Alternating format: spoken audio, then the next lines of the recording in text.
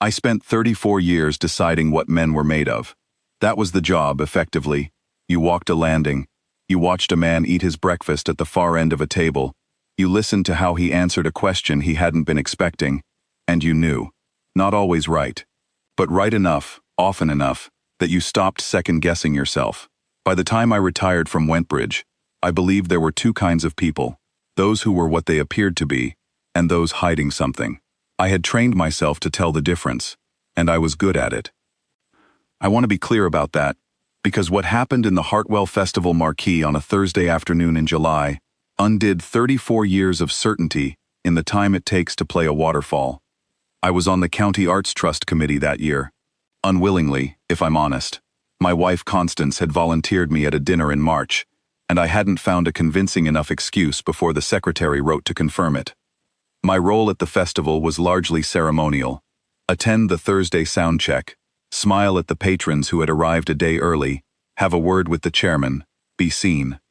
Reginald Foss ran the festival the way he ran everything else in Hartwell, with the absolute conviction that the county would fall into the sea without him. He was not a bad man. He was the particular kind of man who has spent 40 years being the most important person in every room he has entered, and who has entirely lost the ability to imagine it otherwise. The marquee held 400 for evening concerts. On that Thursday afternoon it held perhaps 60, early arrivals, a handful of council members, 2 women from the local paper, some volunteers arranging programs on chairs. The Steinway sat on the low stage at the far end, lid raised. A microphone stand beside it that the sound engineer, young lad, headphones around his neck, was adjusting with the focused irritation of someone whose afternoon had already gone wrong twice. I was standing near the back with a plastic cup of warm white wine when I first noticed the man by the stage. He wasn't doing anything remarkable. He was standing slightly to the left of the stage steps, looking at the piano, not staring, not the way a child stares at something it wants. Just looking. The way a man looks at a view he knows well and hasn't seen in a while. He was somewhere in his early 70s, I thought. Large hands, a build that suggested physical work spread over decades rather than exercise. His jacket was clean but not new, and he held his program loosely at his side, the way you hold something you're not reading. I noticed his hands. I always noticed hands. In that job.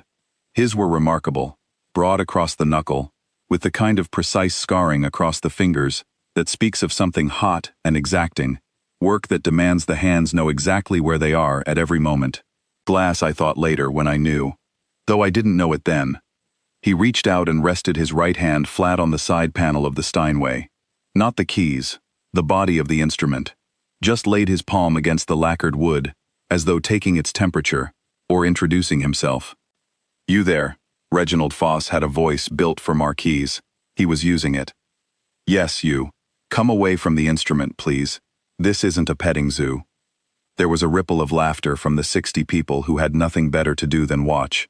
The man, Silas, though I didn't know his name yet, looked up without hurry. He didn't flush. He didn't step back. He simply waited, with the patience of someone who has been waiting out other people's noise for a very long time. Foss was already moving, program tucked under his arm, working the room the way he always worked rooms. Are you a music lover? He called, and the tone was the tone of a man who has decided the answer is no. You look like a man who appreciates the finer things. More laughter.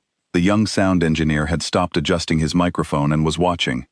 Come on then, Foss said, arriving at the stage and spreading his arm toward the piano, with the grand gesture of a man giving away something he considers worthless. Give the crowd something cheerful, a bit of music hall, since you're so drawn to the instrument. Something simple. I saw the 2 women from the paper exchange a glance. I saw a council member I knew slightly suppress a smile. The 60 people in that marquee had just been given a small, free entertainment. A glassblower mistaken for someone who mattered, invited to embarrass himself on a concert Steinway. The man called Silas looked at the piano. Then he climbed the stage steps. He didn't rush, and he didn't hesitate. He walked to the bench with the same unhurried quality he'd had while standing on the ground, pulled it out with one hand, sat, and adjusted the height with a single half-turn of the knob at the right side. He did not look at the knob while he turned it. He looked at the keys. The marquee had quieted slightly. the way a room quiets when something unexpected happens that it hasn't decided how to feel about yet. Foss was still standing at the side of the stage, one hand on the steps, smile in place, waiting for the comedy. Silas placed his hands on the keys. Not in position. That came a breath later. First he simply placed them there, palms barely touching the ivories, the way you might place your hands on a table to steady yourself before something difficult. But his face didn't look like a man steadying himself. His face looked like a man arriving. Then he began to play. The first sound that came out of that Steinway was not a note. It was water. I say that knowing how it sounds. I am not a musical man. I can name Beethoven, and I can name Mozart, and beyond that, I am at the edge of my competence. What I know is what I saw, and what I heard, and what it did to the air in that marquee, and what it did was turn the air into something liquid, something that moved against the skin differently than air usually moves. The right hand began alone, a shimmer of notes, so rapid they had no individual identity, only a continuous surface, like sunlight on a river seen from some height, and underneath it, with the left, something slower, something that pulled, that turned back on itself, a current beneath the surface current. The sound engineer took his headphones completely off. I don't know when I stopped holding my plastic cup. Someone must have taken it, or I set it down somewhere. It was gone, and I hadn't noticed, because noticing anything that was not the piano had become temporarily impossible. Around me, the 60 people who had been here to smile at a joke were no longer smiling. They had gone still in the particular way that people go still when the body understands something before the mind catches up. A woman who had been walking toward the chairs at the far end had stopped mid-step and not completed it. A council member beside me had his program raised halfway to his face and had not lowered it or raised it further. The 2 women from the local paper were not writing anything. One of them had her pen pressed to her pad, and the nib was making a small dark dot that grew as she stood there not moving. Foss had stepped away from the stage steps. I couldn't see his face clearly from where I stood. I saw his program drop to his side. The music was doing something I had no name for. The right hand was chasing something across the keyboard. I found out later that the thing it was chasing was a water sprite, a creature of the old river legends, and that the piece was by a Frenchman named Ravel, and that it is considered one of the most technically demanding things ever written for the piano, and that the difficulty lies not in the notes, but in making the notes vanish, in making the listener hear not a pianist, but a body of water with intentions. I did not know this while I was hearing it. I knew only that something was being chased, and that it would not be caught, and that this was exactly right, and that the not catching was more beautiful than any catching could have been. The theme surfaced. I say surfaced because that is what it felt like, something rising from depth, a phrase that resolved, clear and present, before the shimmer took it back again. A woman to my left made a small sound that was not a word. The man next to her had both hands clasped behind his back and was pressing them together hard. Silas Vane did not move his head while he played. He watched the keys the way a man watches work he is doing, with attention, not performance. His body moved slightly, the way water moves slightly in a contained space. A small displacement in the shoulders when the left hand crossed under the right. The large, scarred hands I had noticed moved with a speed and precision that the hands of a man in his early 70s have no right to possess, and they moved as though they had been moving this way for decades, which I later learned they had. 40 years. He had been blowing glass since he was 19. He had taught himself piano in the same years, on a battered upright in the back room of a terrace house in a furnace town, while his hands were still warm from the glory hole, in the hours after the factory shift when everyone else was watching television. Nobody knew. His wife knew, and she was gone. His daughter knew, and she lived in New Zealand. He had never played for anyone in the 40 years he had been playing, because nobody had ever asked, and he had not thought to offer, because he was the kind of man who waits to be asked. He had been asked, not kindly, and not sincerely, and in front of 60 people arranged to witness his discomfort. He was answering. The music gathered itself. I cannot describe it technically. I can only tell you what it did to the room. It did what I had watched only the most dangerous men I ever governed do to a space. It made every other thing in it irrelevant. Not loudly, not through force, through sheer sufficiency. A room that is sufficiently occupied by one thing cannot be occupied by anything else, and that marquee was occupied, entirely and without remainder, by what was coming out of that piano. The shimmer rose. The theme dissolved back into it, was chased again, surfaced again, and this time when it surfaced it brought something with it, a weight beneath the brightness, a feeling I can only describe as the feeling of something beautiful that is also about to leave. And then it was gone. The right hand scattered upward, and the sound simply ceased.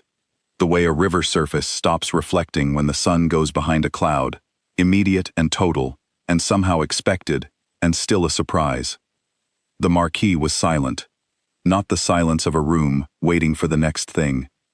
The silence of a room that has forgotten there is a next thing. I have been in rooms where a man's confession has just landed, and there is a silence before anyone moves or speaks, and that silence has a quality, it has weight, and direction, and you can feel it pressing against your sternum. This was that silence. 60 people who had come for other reasons, who had been expecting a small comedy, were pressing that silence against their own sternums and not yet ready to stop. Silas Vane lifted his hands from the keys and placed them in his lap. Then the marquee stood up. Not all at once. There is no order to it when it is real. Not the coordinated rise of an audience who have decided to stand, but the uneven, involuntary coming to feet of people whose bodies have made the decision without consulting them. The woman who had stopped mid-step began clapping with her hands at chest height and tears running straight down her face without any other expression of distress. The council member with the raised program was on his feet, program forgotten on the chair. The sound engineer was applauding with his headphones dangling around his neck and his mouth open slightly. I was standing. I had not decided to stand, but there I was. At the side of the stage, Reginald Foss had not moved. He was standing exactly where he had been standing when Silas sat down, program still at his side. His face had the look I have seen on men in interview rooms when something has happened that they cannot yet process. Not shame, not yet. Something before shame, which is the moment of recognizing that your picture of the world is wrong, and not knowing yet what the right picture is. His mouth was open slightly. He was not applauding. He was simply standing with the sound coming at him and his hands at his sides, and he stood that way for a long time. Silas stepped down from the stage without hurrying. The applause followed him down. He retrieved his program from where he had left it leaning against the stage steps, and folded it once, and put it in his jacket pocket, and walked toward the back of the marquee, and people touched his arm as he passed, or turned to face him, or simply looked. He walked past me, and I said something. I don't remember what I said, something inadequate. He stopped. He looked at me with the same patience he had looked at Reginald Foss. I've been playing that piece for 8 years, he said. Took me 6 to get it right. He nodded once and walked on. I stood there, and I thought about 34 years of deciding what men were made of by watching their hands. And I thought that the trouble, the real trouble, was not that I had been wrong about men all that time. It was that I had only ever been looking for what they were hiding. I had never once thought to look for what they were keeping. There is a difference. I know that now.